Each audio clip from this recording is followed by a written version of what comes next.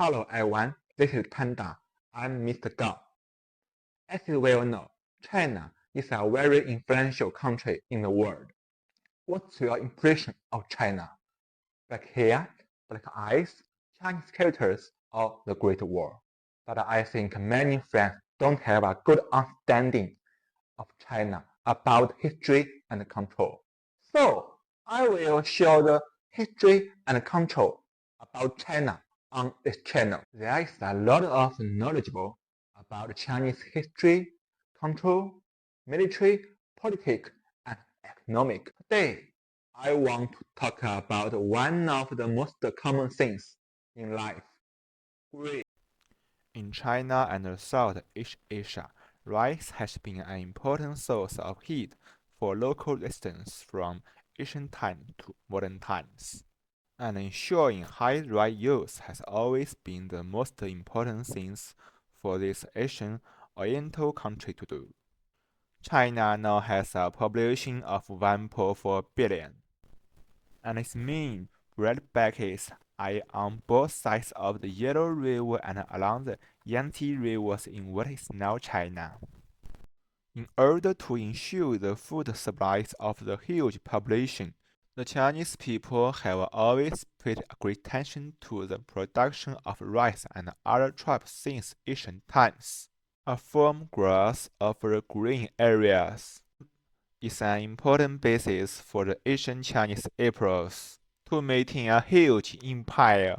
The people of the northern Yellow River region of China were largely freed of the direct rule of the Tang Dynasty after its rebellion. After the people were given freedom of the food control, the area north of the Yellow River soon surpassed the imperial capital area to become the most populous and prosperous area of China at that time. Although the Tang Emperor still nominally ruled the northern region of the Yellow River, the tax collectors sent by the emperor could not even guarantee their own safety, since the rebellion against the Tang Empire lasted for 8 years. Small-scale upheavals and wars had been happening intermittently, and the mental monetary system had to rely on stable social environment to play its role. So the Chinese people had become accustomed using rice and grain also as money to buy daily necessities rather than gold or other metals. Imperial tax collectors also tend to collect grain rather than gold and silver, because in ancient China, only grain could ultimately win the war. Around the 13th century, Genghis Khan unified the Mongolia steppes, at which point his ambition to conquer the known human world, Central Asia, Europe, and the northern Yellow River region of China were all parts of Genghis Khan's conquest plan. The northern part of the Yellow River in China was closest to the range of the Genghis Khan's attacks, and the conquest of this land would have provided him with strong material and financial support for his attacks on Central Asia and Europe.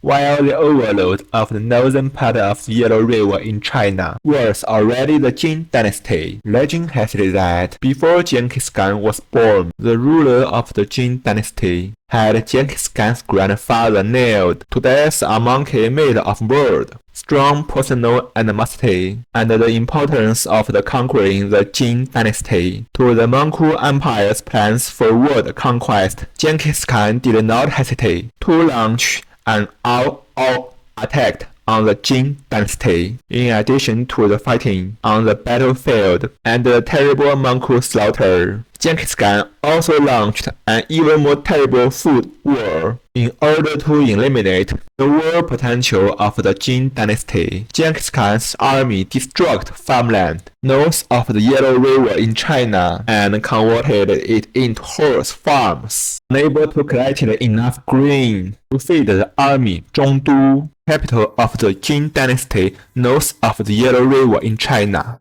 was quickly captured by the Mongols. After capture of Zhongdu, Genghis Khan, in revenge for the murder of his grandfather, carried out a mass massacre of the inhabitants of Zhongdu, leaving behind only the craftsmen who could make siege equipment, which would lead play a huge role in the conquest of Central Asia and Europe.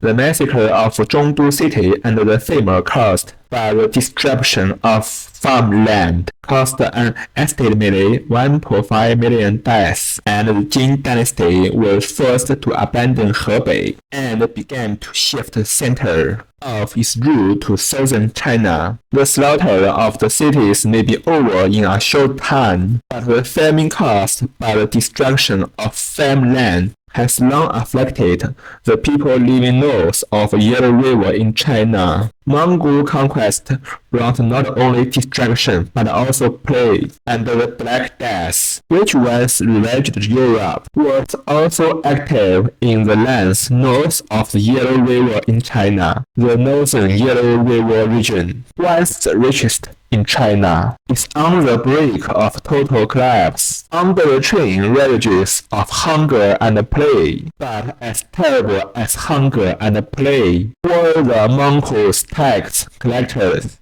If the Mongolian ruler needed 100 plants of rice, the taxman would collect 500 plants of rice from the people in his taxi district, and the remaining 400 plants would go to the taxman's own pocket.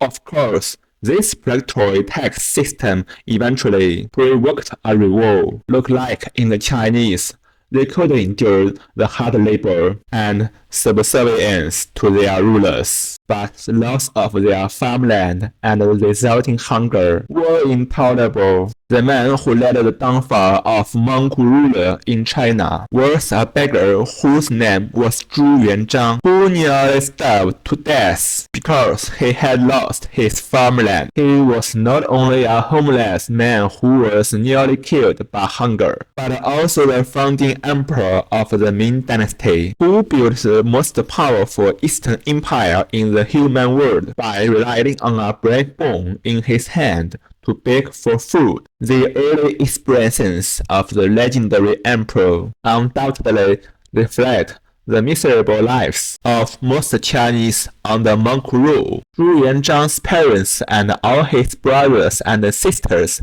died in the famines and wars that ensued under Mongol rule, and if the emperor had not joined the resistance, he would soon have been reduced to ashes. Starving and cold, the emperor joined the resistance in China's Huaihe River basin, which straddled northern and southern China, right at the battle between old and new green areas. As a result of the distracted Mongol rule in northern China, the economic center of China had shifted substantially to southern China, which gradually accounted for about 18% of China's population at the time. Instead, Zhu Yuanzhang emerged as the leader of the rebel army in a brutal battle, and largely took control of the southern China as the Mongol fight for power in the north. The policy of Mongol rule was to maintain a strong military presence in northern China, to force southern China to send grain and other goods to northern China by canal and sea to maintain a luxurious life in the north. In less than a year, the Mongols, who had ruled China for about 100 years, were driven back to the Mongolian steppes, which caused a chain reaction that also led to the collapse of Mongol rule in other regions, and the peoples of the countries had been ruled by the Mongols' ushers in freedom. After effectively taking control of the main grain-producing areas of China and gaining a strong logistical capacity for his army, Zhu Yuanzhang immediately cut off the food supply to the Mongols and sent his army to launch a deadly attack on the Mongol Empire. Emperor Zhu Yuanzhang founded a new empire, the Ming Empire, after unifying China. In order to maintain his empire for a long time, Zhu Yuanzhang converted Mongolia Hall farms into farmland and relocated large number of people to northern China to restore productivity in the northern Yellow River region of China. During the period, China's population and food production were greatly increased, and according to Western missionaries in the 17th century, the population of the Ming Empire was close to 200 million. However, the Ming Empire, in its quest to rule the country, tried to ensure paper money to solve new economic problems, but it caused more serious inflation, and crops such as rice played its monetary properties, and people continued to trade food as money. Due to irreplaceable currency properties of rice and other crops in ancient China, the imperial royal family, bureaucrats, landlords, merchants, and farmers have been fighting for the ownerships of farmland within the empire for more than 200 years. In the 17th century, farmers were the final losers in the struggle over ownerships of their farmland, and most of them lost their farmland. Unable to serve, the peasants had to organize one rebel army after another, surround the Ming Empire, trying to recapture the land by military means. Although the peasant resistance army was ineffective, countless landless peasants continued to organize army to attack the Ming Empire, and eventually the capital of the Ming Empire was controlled by the rebel army composed of hungry peasants. Thanks for watching today. I'm Mr. Gao. I will see you next time. Bye bye.